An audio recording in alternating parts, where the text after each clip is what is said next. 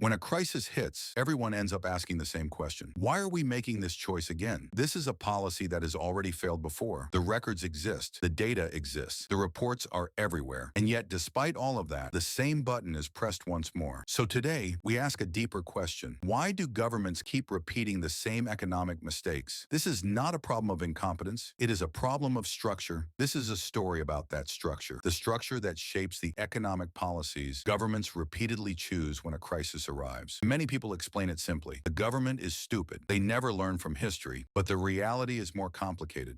There is no government that doesn't know it has failed before. In fact, they know it very well. The problem is not a lack of knowledge. The problem is the limited range of choices they actually have. The economy is a long-term game. Politics, however, is played in the short term. These two systems do not move on the same timeline. So when a crisis hits, governments are not really asking, is this the right choice in the long run? They are asking something else.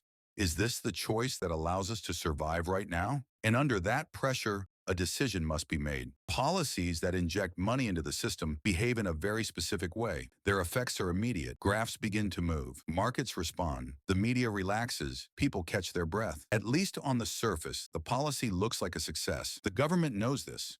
They also know it is not a perfect solution.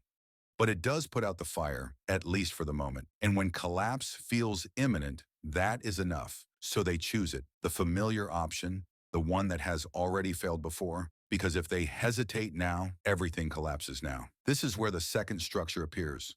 The cost of policy is always pushed into the future. Responsibility for policy almost never exists in the present. This pattern is especially clear in small business support policies.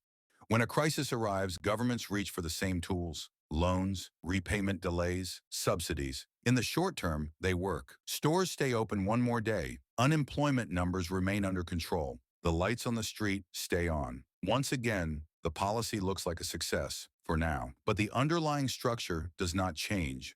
Uncompetitive businesses remain in place. Profit models do not improve.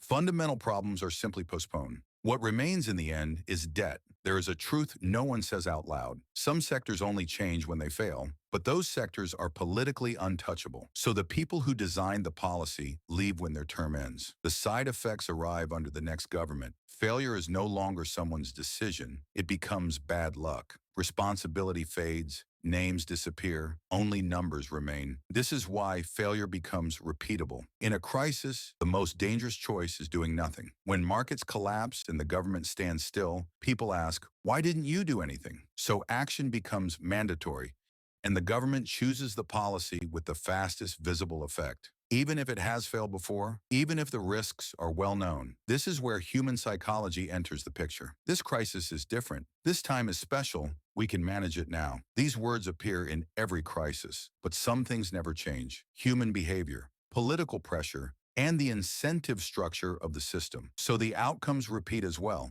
Governments are not repeating mistakes. They are repeating structures, not because they are foolish, but because within that structure, no other choice is truly possible. As long as this structure remains, the same button will appear in the next crisis. So the real question is not, will this time be different? The real question is, who will pay the cost this time? The economy remembers. Politics borrows memory. Failures are recorded, but choices are repeated. And when the next crisis comes, we will see the same scene once again.